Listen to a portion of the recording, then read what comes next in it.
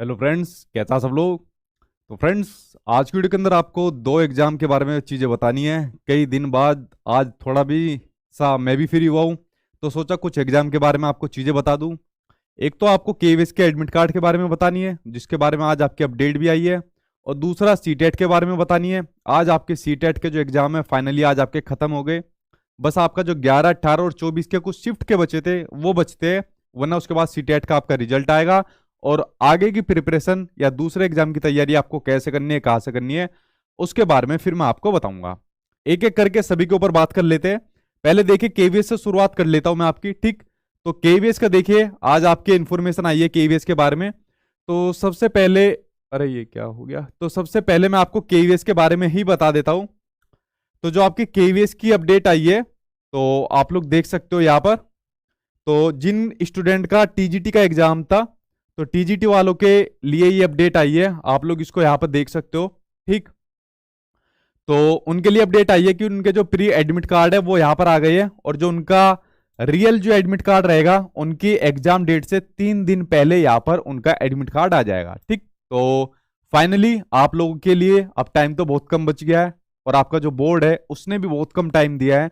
तो नाइंसाफी तो आप लोगों के साथ हुई है, बट ये चीज तो सभी के साथ हुई है।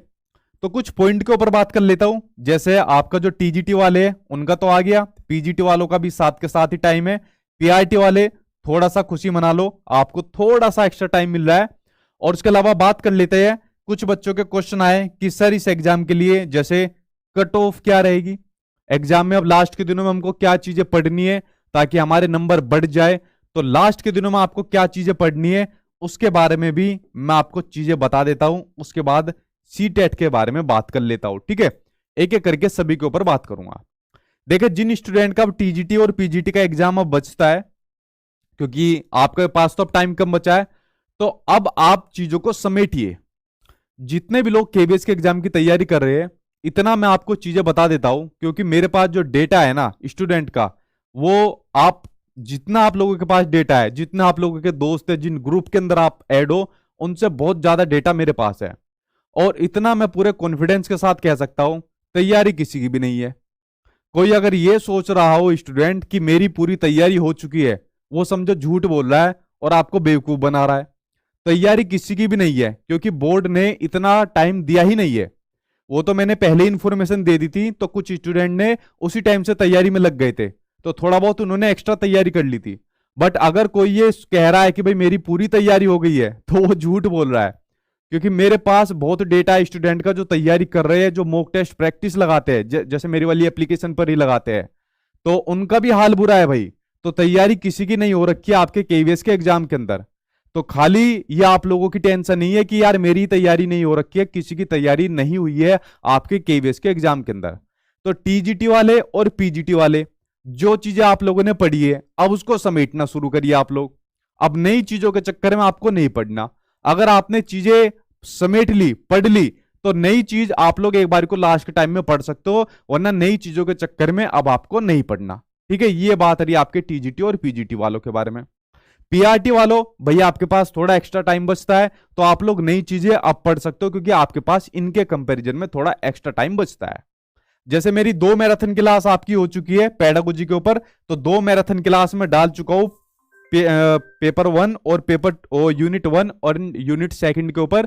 बस मेरी 3rd, 4th और 5th यूनिट बचती है, उसको मैं आपकी 12 से पहले ही कंप्लीट कर लूंगा।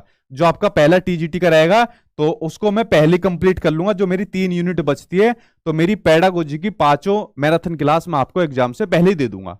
एक मेरे पास टाइम बचेगा, तो उसको भी मैं कंप्लीट करा दूंगा आपकी जो मेरी मैराथन क्लास है, ठीक है।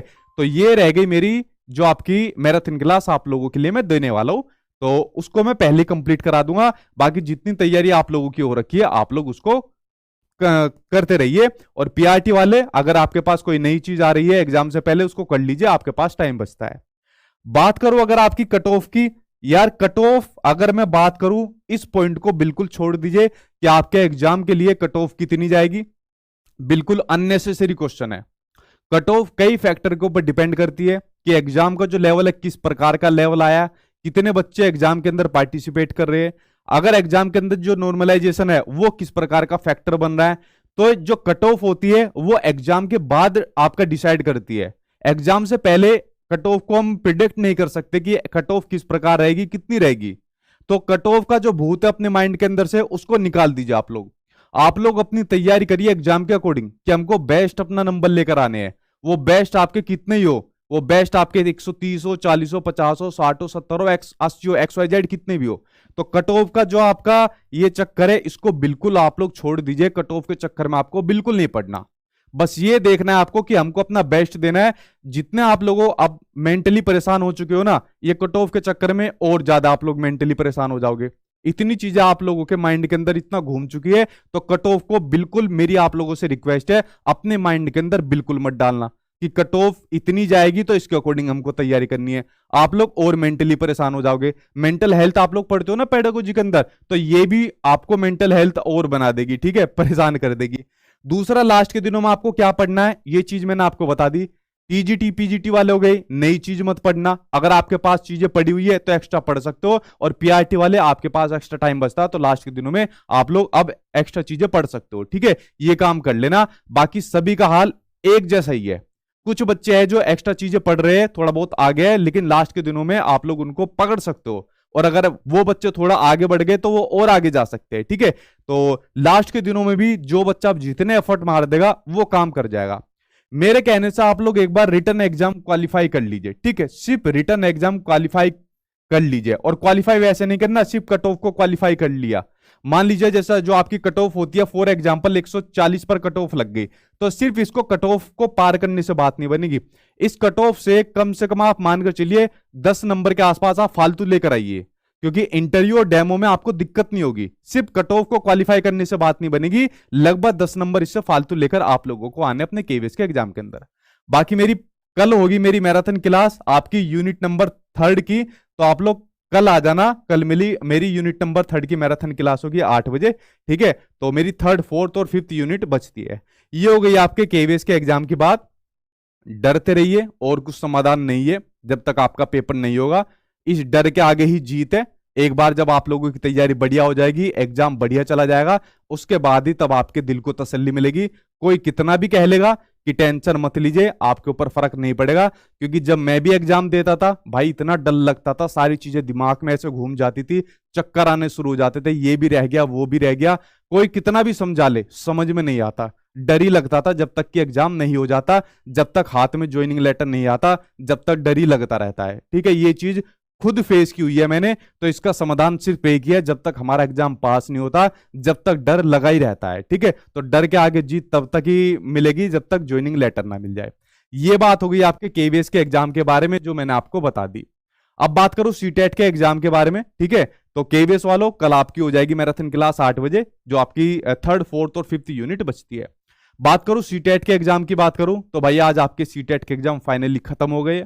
उसके बाद आपकी 11, 18, 24 की कुछ शिफ्ट के बचते हैं, वरना फाइनली आज आपके खत्म हो गए। अब आपको आगे क्या काम करना है, देखिए आगे कुछ दिन अब आप लोग चाहे रेस्ट कर सकते हो, वरना आगे अब मैं कुछ वीडियो बनाकर आपको डालूंगा कि आगे आपको किस प्रकार से स्ट्रेटेजी बनानी है अगर आपको टीचिंग एग्जाम की तैयारी करनी है। बट मेरी आप लोगों के लिए रिकमेंडेशन ये रहेगी कि आप लोग सिर्फ टीचिंग एग्जाम पर फोकस ना करके नॉन टीचिंग के भी अगर एग्जाम होते हैं, लाइक आपका एसएससी हुआ, बैंकिंग हुआ, रेलवे हुआ, तो आप लोग उन एग्जाम की भी तैयारी करिए। क्योंकि जॉब पर्टिकुलर आपकी सिर्फ टीचिंग एग्जाम में नहीं निकल रही है, यहां पर जॉब आपकी नहीं निकल रही है। केवीएस की वैकेंसी 4 साल बाद आई, सुपरटेट अभी नहीं आया, डीएसएस भी नहीं देखने को मिला। तो आप लोग मेरी रिकमेंडेशन पर आप लोग टीचिंग के साथ साथ आप नॉन टीचिंग एग्जाम के भी फॉर्म भरिए। जहां पर भी वैकेंसी निकले वहां पर आप लोग फॉर्म भरिए, उसको अप्लाई करिए, उसकी प्रिपरेशन करिए, ठीक है। उसके ऊपर मैं पर्टिकुलर वीडियो बनाकर आप लोगों के लिए डालूंगा। आप लोगों को अब खाली नहीं बैठना कि एक पर्टिकुलर एग्जाम रहेगा उसकी हमको तैयारी करनी है, ये काम आपको नहीं करना। बाकी जैसा आप लोग में से क्वेश्चन पूछते हो कि सर आप इस फलाने एग्जाम की मतलब बैच निकाल दीजिए, इसकी कोचिंग हम लोग करेंगे, तो देखिए बैच निकालने से भी बात नहीं बनेगी, मैं बैच भी निकाल दूंगा, ठीक है, मेरा उससे फायदा हो जाएगा, बट ये काम मुझे नहीं करना है। जो भी करिए आप लोग सेल्फ स्टडी करिए, ठीक है, गाइडेंस मैं आपको दे दूंगा, इस तरीके से आपको पढ़ना है, इस तरीके से तैयारी करनी है, तो जितना हो सके मैक्सिमम सेल्फ स्टडी आप लोग करिए। कोई पर्टिकुलर एग्जाम आएगा उसकी तैयारी मैं आपको करा दूंगा, उसमें आपको चाहे बैच की जरूरत होगी दे दूंगा, बट मैक्सिमम कोशिश करिए आप लोग जितना हो सके सेल्फ स्टडी घर पर करिए, लाइब्रेरी ज्वाइन कर लीजिए। कोई भी एग्जाम निकले, नॉन टीचिंग का, एसएससी का, बैंकिंग, रेलवे, जो भी एग्जाम निकले उसकी प्रिपरेशन अब आपको आगे करनी है। उसके ऊपर मैं वीडियो बनाऊंगा कि सीटेट के बाद अब आपको क्या करना है, क्योंकि सिर्फ टीचिंग एग्जाम के भरोसे आपको घर पर बैठे नहीं रहना है, वरना बहुत बच्चे हैं जो सीटेट एग्जाम पास करके घर पर बैठे हैं बट वैकेंसी अभी तक नहीं निकली है। ठीक है, ये काम आपको करना है। रही इसके रिजल्ट की बात, अभी तक कोई ऑथेंटिक इन्फॉर्मेशन मेरे पास नहीं है रिजल्ट के बारे में जो मैं आपको दूं, बट रिजल्ट आपका आ जाएगा क्योंकि 11, 18, 24 वालों की शिफ्ट बचती है, तो रिजल्ट कोई बड़ा मैटर नहीं है, वो भी जल्दी आपको देखने को मिल जाएगा। तो ये रही आपके सीटेट वाले बच्चों की बात जो मैंने आपको बता दी। फिर भी अगर आपका कोई सवाल है, क्वेश्चन बच जाता है, तो आप लोग मुझसे पूछ सकते हो। अब मैं आपके जितने भी क्वेश्चन है, सवाल है, उनका आंसर एक एक करके जल्दी से दे देता हूं। पूछिए आपका क्या सवाल है, क्या क्वेश्चन है, फिर मैं आंसर दे देता हूं। ठीक है, आंसर की भी जल्दी आ जाएगी, आपके रिजल्ट से पहले ही आपके आंसर की आ जाएगी, टेंशन मत लीजिए। ठीक है, कंप्यूटर मैराथन ट्राई करूंगा मैं, लेकिन कंप्यूटर मैराथन मुझे लग नहीं रही हो पाएगी, क्योंकि देखिए जो मैं वही बात कहता हूं जिसको मैं फुलफिल कर पाऊं, तो कंप्यूटर मैराथन मुझे लग नहीं रही हो पाएगी। ठीक है, और करंट अफेयर में जरूर ट्राई करूंगा, बट कंप्यूटर मैराथन में कमिट नहीं कर सकता आप लोगों से। पेडागोजी की तो आपकी सारी यूनिट में करा दूंगा। ठीक, और पूछिए। यूपी टेट की मैं कराऊंगा यार, देखो पहले मैं सी टेट करा रहा था, उसके बाद फिर मैं केवीएस के अंदर इन्वॉल्व हो गया, तो इन एग्जाम के बाद मैं कम से कम 2-3 दिन तो भरकर मुझे सोना है, आराम करना है यार, क्योंकि मेरी भी यार हालत खराब हो गई है तैयारी कराते कराते। पिछले कई महीनों से कंटिन्यूसली तैयारी करा रहा हूं, मैं थक गया हूं बहुत बढ़िया तरीके से, तो मैं चाहता हूं कुछ दिन मैं भी आराम करूं।